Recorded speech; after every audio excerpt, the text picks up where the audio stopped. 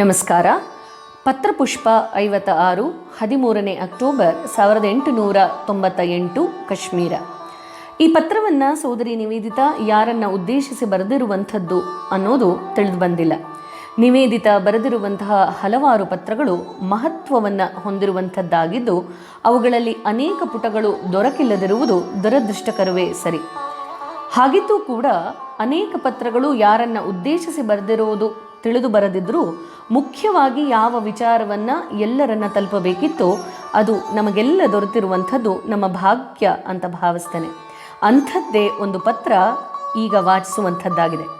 ಈ ಪತ್ರದಲ್ಲಿ ಸ್ವಾಮೀಜಿ ಕ್ಷೀರಭವಾನಿ ಪುಣ್ಯಕ್ಷೇತ್ರವನ್ನು ದರ್ಶನ ಮಾಡಿದಂತಹ ನಂತರ ಕಾಲಿ ದ ಮದರ್ ಅನ್ನುವಂತಹ ಕವನವನ್ನು ರಚಿಸಿ ಅದರಲ್ಲಿ ಆವಿರ್ಭಾವಗೊಂಡ ಜಗನ್ಮಾತೆ ಕಾಳಿಯ ಭಾವ ಮತ್ತು ಅವರ ಆಗಿನ ಮನಸ್ಥಿತಿ ಹೇಗೆ ಉನ್ನತ ಸ್ತರದಲ್ಲಿತ್ತು ಅನ್ನೋದನ್ನು ವರ್ಣಿಸುವಂತಹ ಪ್ರಯತ್ನವನ್ನು ಮಾಡಿದಾಳೆ ನಿವೇದಿತಾ.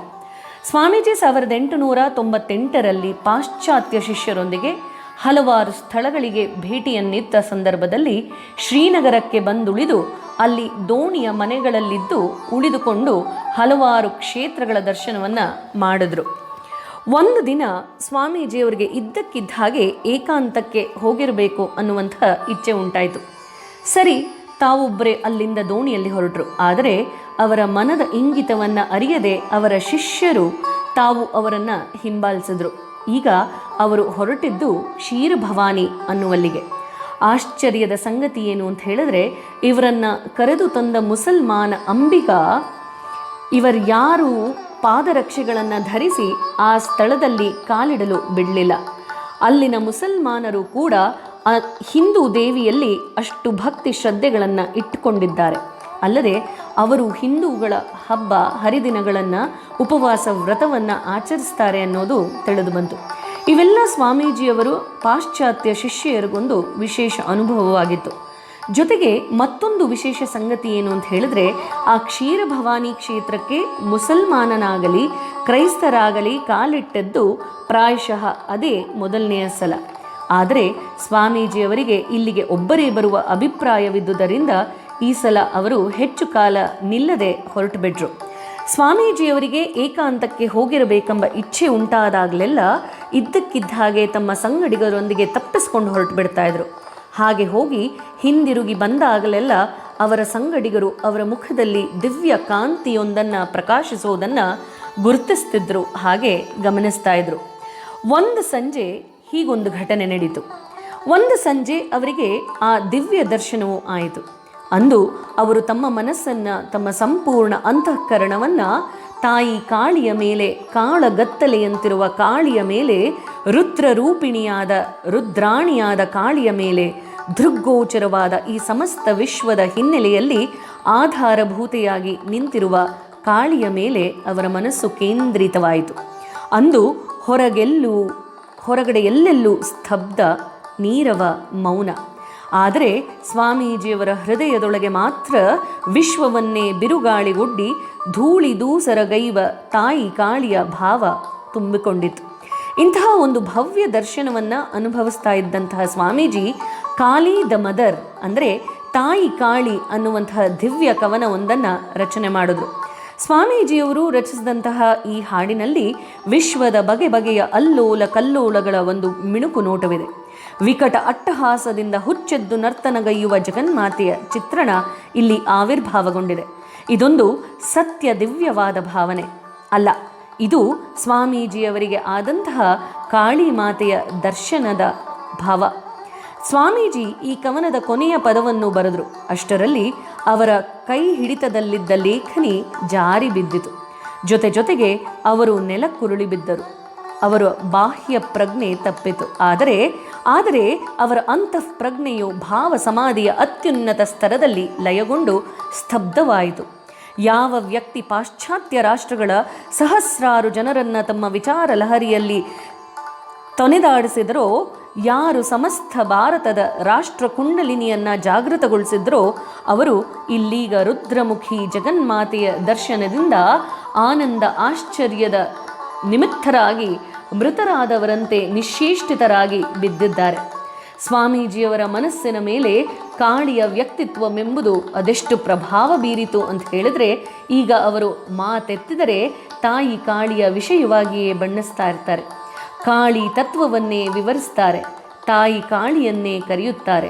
ಅವರು ಆಗಾಗ ಉದ್ಘರಿಸ್ತಾರೆ, ಓ ತಾಯಿ, ಓ ತಾಯಿ, ನೀನು ನನ್ನನ್ನು ತುಂಡರಿಸಿದರೂ ಸರಿಯೇ, ನಾನು ಮಾತ್ರ ನಿನ್ನನ್ನು ಬಿಡುವವನಲ್ಲ. ಪ್ರತಿಯೊಬ್ಬನೂ ನಲಿವನ್ನೇ ಅರಸುತ್ತಾನೆಂಬ ಮಾತು ಎಂದಿಗೂ ನಿಜವಲ್ಲ. ನೋವನ್ನೇ ಬಯಸುವವರು ಹಲವು ಮಂದಿ ಇದ್ದಾರೆ. ತಮಗೆ ತಾವೇ ಹಿಂಸೆಯನ್ನು ತಂದುಕೊಳ್ಳುವುದರಲ್ಲೂ ಆನಂದವಿರಬಲ್ಲದು. ನಾವು ಭೀಷಣತೆಗೋಸ್ಕರವೇ ಆರಾಧಿಸೋಣ.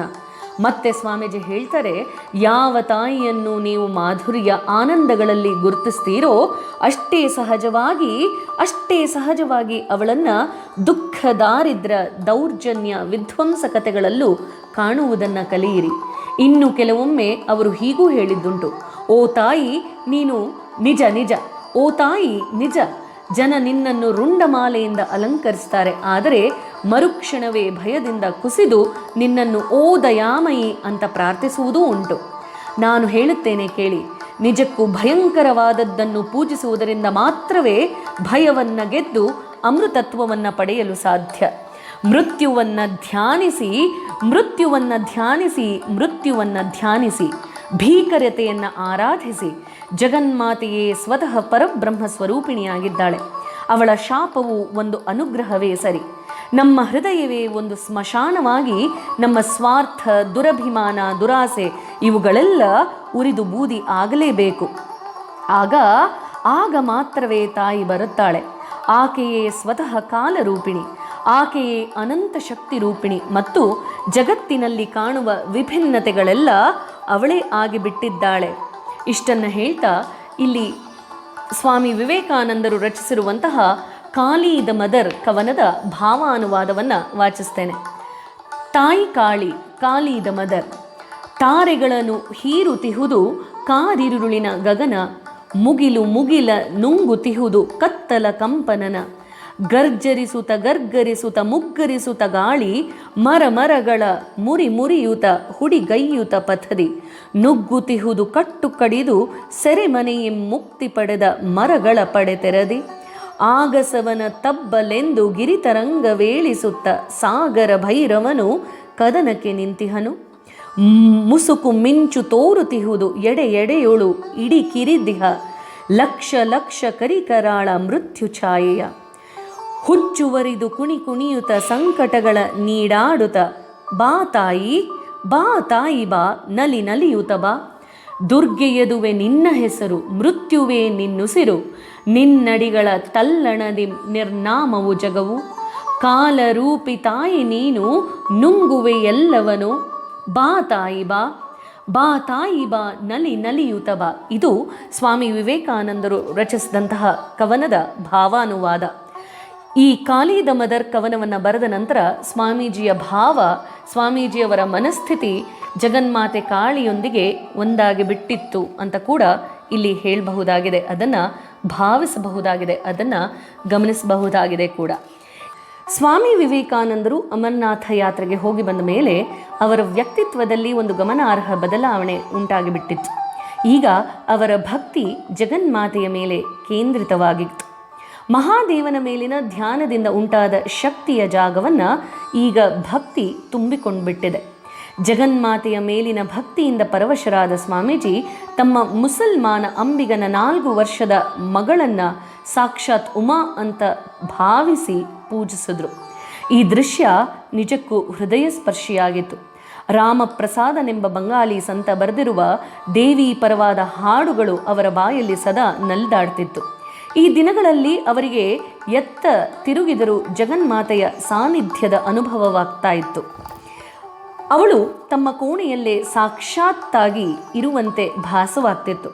ಸಾಕ್ಷಾತ್ ಜಗನ್ಮಾತೆಯೋ ಅಥವಾ ಶ್ರೀರಾಮಕೃಷ್ಣರೋ ತಮ್ಮ ಕೈಯನ್ನು ಹಿಡಿದು ನಡೆಸುತ್ತಿದ್ದಂತೆ ಅವರಿಗೆ ಸ್ಪಷ್ಟ ಅನುಭವವಾಗ್ತಾ ಇತ್ತು. ಕೆಲ ಕಾಲದ ಹಿಂದೆ ಸ್ವಾಮೀಜಿಯವರ ತನುಮನಗಳು ಶಿವಮಯವೇ ಆಗಿಬಿಟ್ಟಿತ್ತು.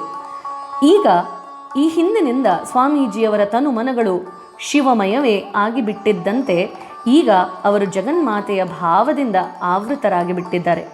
ಕ್ರಮೇಣ ಸ್ವಾಮೀಜಿಯವರ ಮನಸ್ಸು ಜಗನ್ಮಾತೆಯ ಭಾವದಲ್ಲಿ ಅದೆಷ್ಟು ತೀವ್ರವಾಗಿ ಮುಳುಗಿ ಹೋಗಿಬಿಟ್ಟಿತ್ತೆಂದರೆ ಅವರೀಗ ಬೇರೆ ಆಲೋಚನೆಯನ್ನೇ ಮಾಡಲು ಅಸಮರ್ಥರಾಗಿ ಬಿಟ್ಟಿದ್ರು. ಅವರೇ ಈ ವಿಷಯವಾಗಿ ಒಂದು ಬಗೆಯ ಅಸಹನೆಯ ದನಿಯಲ್ಲಿ ಹೇಳಿದರು, ಜಗನ್ಮಾತೆಯ ಭಾವವು ನನಗೆ ಒಂದು ರೋಗದಂತೆ ಅಂಟಿಕೊಂಡು ಬಿಟ್ಟಿದೆ ಅಂತ. ಇದು ನನಗೆ ವಿಶ್ರಾಂತಿ ನಿದ್ರೆಗಳಿಲ್ಲದಂತೆ ಮಾಡಿಬಿಟ್ಟಿದೆ. ಎಷ್ಟೋ ಸಲ ಈ ಭಾವವು ಒಬ್ಬ ಮನುಷ್ಯನ ದನಿಯಷ್ಟೇ ಸ್ಪಷ್ಟವಾಗಿ ನನ್ನ ಕಿವಿಯಲ್ಲಿ ಗುಯಿಂಗುಡುತ್ತಿದೆ. ಈ ದಿನಗಳಲ್ಲೇ ಅವರಿಗೆ ಮತ್ತೊಂದು ಅಲೌಕಿಕ ಅನುಭವವಾಯಿತು ಅಂತ ಕೂಡ ಹೇಳಬಹುದು. ಈ ಪತ್ರದಲ್ಲಿ ಸೋದರಿ ನಿವೇದಿತಾ ತಾಯಿ ಕಾಳಿ ಕವನವನ್ನು ಬರೆದ ದಿನದಿಂದಲೂ ಅವರು ಹೆಚ್ಚು ಹೆಚ್ಚು ಜಗನ್ಮಾತೆಯಲ್ಲಿ ವಿಲೀನರಾಗ್ತಾ ಇದ್ದಾರೆ. ಒಂದು ದಿನ ಅವರು ಯಾರಿಗೂ ತಿಳಿಸದೆ ಸದ್ದಿಲ್ಲದ ಹಾಗೆ ಅವರು ವಾಸಿಸ್ತಾ ಇದ್ದಂತಹ ಸ್ಥಳದಿಂದ ಕ್ಷೀರಭವಾನಿ ಅನ್ನುವಂತಹ ಪವಿತ್ರ ಸ್ಥಳಕ್ಕೆ ಹೊರಟರು. ಅಲ್ಲಿ 8 ದಿನಗಳವರೆಗೆ ಅಲ್ಲಿನ ಪವಿತ್ರತೆಯನ್ನು ಬರವಣಿಗೆಯಲ್ಲೂ ಕೂಡ ನಾನು ತಿಳಿಸೋದಕ್ಕೆ ಸಾಧ್ಯ ಇಲ್ಲ. ಒಂದು ಮಧ್ಯಾಹ್ನವಂತೂ ಹಿಂದಿರುಗಿ ಬಂದಾಗ ಅವರ ಮುಖವು ಅತ್ಯಂತ ಕಾಂತಿಯುಕ್ತವಾಗಿತ್ತು. ಬಹುಶಃ ಅವರು ಜಗನ್ಮಾತೆಯ ಭಾವದಲ್ಲೇ ಇದ್ದಿರಬೇಕು ಮತ್ತು ಅವರಿಗೆ ತೀವ್ರವಾದ ಆಧ್ಯಾತ್ಮಿಕ ದೈಹಿಕ ಅಂದರೆ ಅಲೌಕಿಕ ಅನುಭವವೇ ಆಗಿರಬೇಕು ಅಂತ ಅನ್ನಿಸ್ತು. ಅಚಾನಕ್ಕಾಗಿ ಹಾಗೆ ತಾವು ಕಲ್ಕತ್ತಕ್ಕೆ ಮರಳಿ ಹೋಗುವುದಾಗಿಯೂ ಕೂಡ ತಿಳಿಸ್ಬಿಟ್ರು. ಅಂದಿನಿಂದ ಅವರನ್ನು ನಾವು ಅಷ್ಟೇನು ನೋಡಲು ಸಿಗಲಿಲ್ಲ. ಅವರು ಸದಾ ಏಕಾಂತದಲ್ಲಿ ಇರ್ತಾ ಇದ್ರು. ತಾಯಿಯ ತೊಡೆಯ ಮೇಲೆ ನೆಮ್ಮದಿಯಿಂದ ಇರುವ ಮಗುವಿನೋಪಾದಿಯಲ್ಲಿ ಮುಗ್ಧವಾಗಿ ಬಿಟ್ಟಿದ್ರು. ಇದು ಅವರ ಅಭಿವ್ಯಕ್ತಿಯಾಗಿತ್ತು. ನೀವು ಇಲ್ಲಿಯೇ ಇದ್ದ ಅನುಭವವನ್ನು ಪಡೆಯಬೇಕು ಅಂತ ನಾನು ಬಯಸ್ತೇನೆ.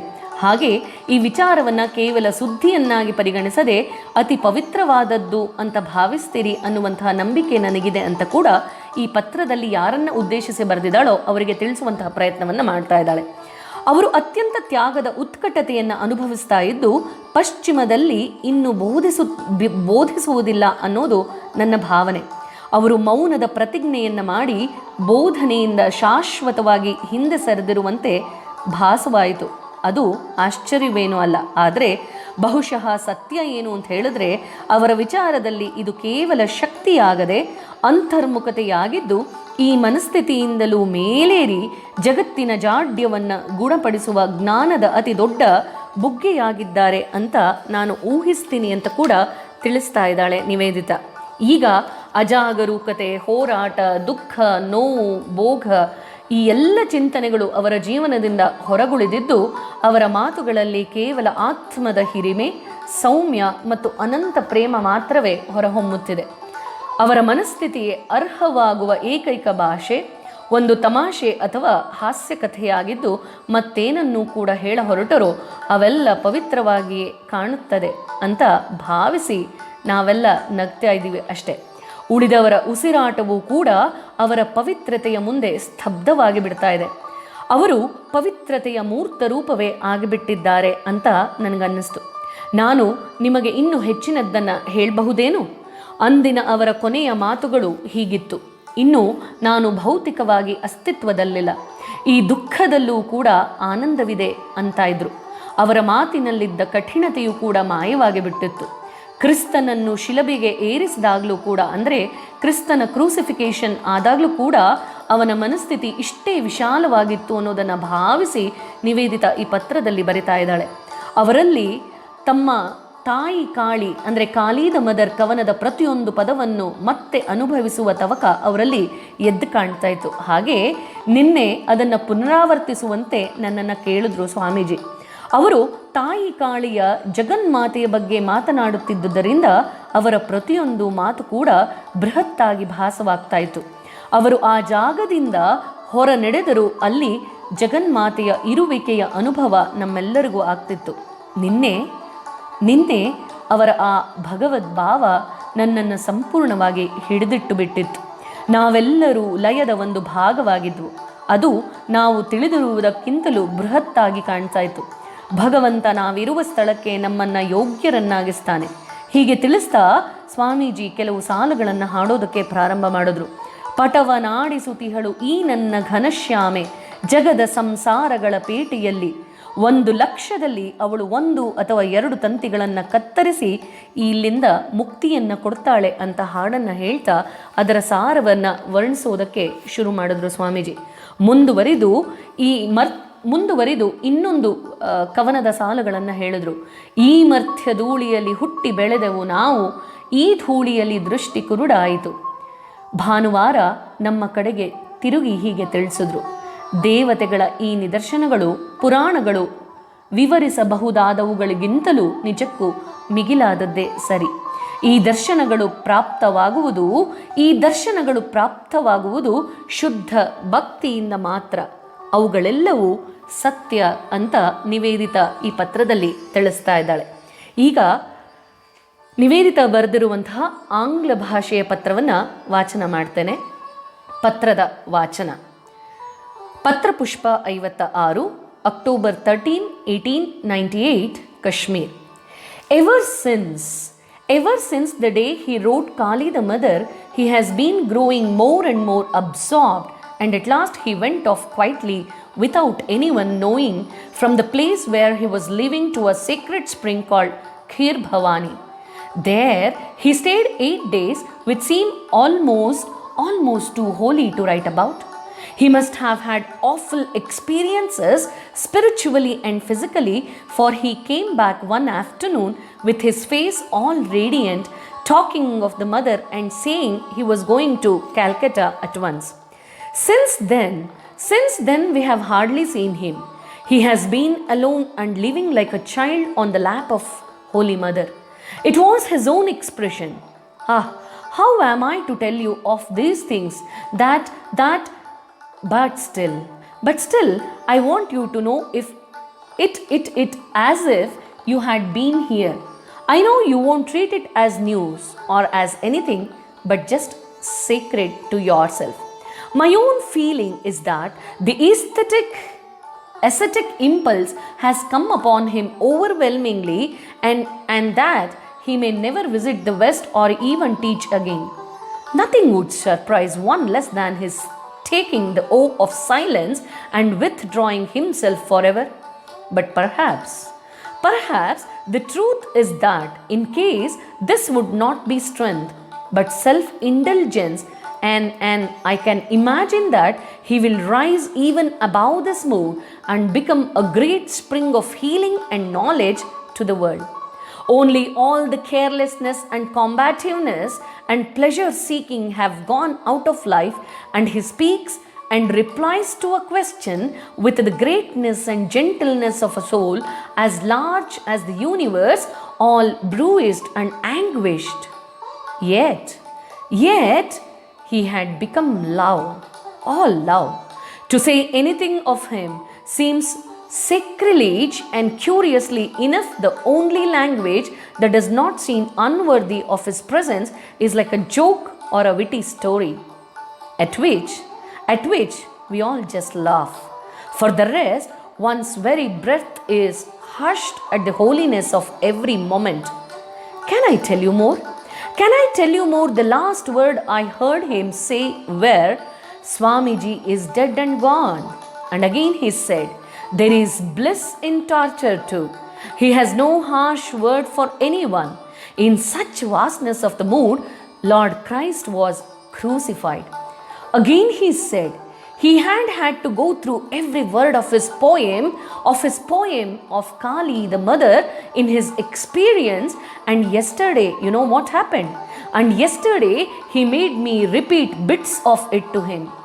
He talked, and because he talked of the mother, the words seemed large enough. Before he had gone away, he left one filled with the presence of the mother. Yesterday, he made me catch my breath. And call him God. We are one part of the same rhythm. You and I, that's larger than we know of. God make us worthy of our place. Mother is just the flying kites, he sang. In the marketplace of the world, in 100,000, she cuts the string of only 1 or 2. We are the children playing in the dust, blinded by the glitter of the dust in our eyes. He turned us on Sunday and further said, these images of gods are more than can be explained by solar myths and nature myths. They are the visions seen by true bhakti. Yes, the true bhakti, they are real. Yours Nivedita, Kashmir, October 13, 1898. ಧನ್ಯವಾದಗಳು.